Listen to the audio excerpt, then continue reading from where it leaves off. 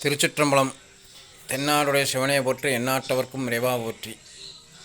அனைவருக்கும் இனிமையான கார்த்திகை தீபத் திருநாள் வாழ்த்துக்கள். வாழ்க வளமுடன். மாலை வணக்கம். நேற்று நமது திருவண்ணாமலையில் உண்ணாமலையாருக்கு அனைத்து தீப நிகழ்ச்சிகள் வெகு அருமையாக நடந்தது. எல்லோரும் நேரில் பார்க்க முடியாதவர்கள் தொலைக்காட்சியில் கண்டுகளித்திருப்போம்.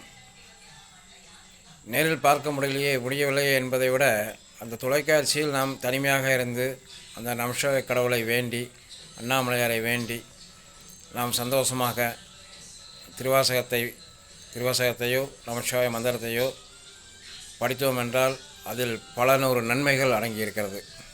அதனால் யாரும் திருவண்ணாமலை போக முடியவில்லை என்று வருத்தப்படுவதை விட நேற்று தவறுவிட்ட காரியத்தை இன்று செய்யலாம்.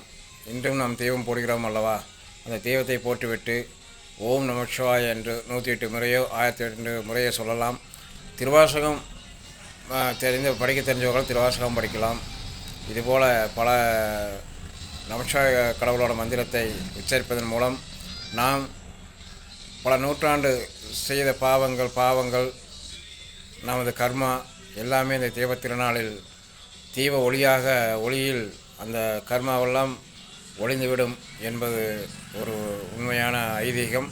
அதனால் எல்லோரும் நமக்கு என்னென்ன காரியங்கள் நடக்க வேண்டுமோ அந்த காரியத்தை எல்லாம் கடவுளிடம் வேண்டி அந்த தீபச்சுடரை ஒளிக்கச் செய்து அந்த தீபச்சுடரின் ஒளி மூலமாக நம் வாழ்க்கையில் ஒளிமயமான எதிர்காலம் வந்துவிட்டது என்ற ஒரு நல்ல எண்ணத்தை, பாசிட்டிவான எண்ணத்தை இன்றிலிருந்து இந்த மெசேஜிலிருந்து மனதில் வைத்து அனைவரும் வழிபடுங்கள். நல்லதே நடக்கும்.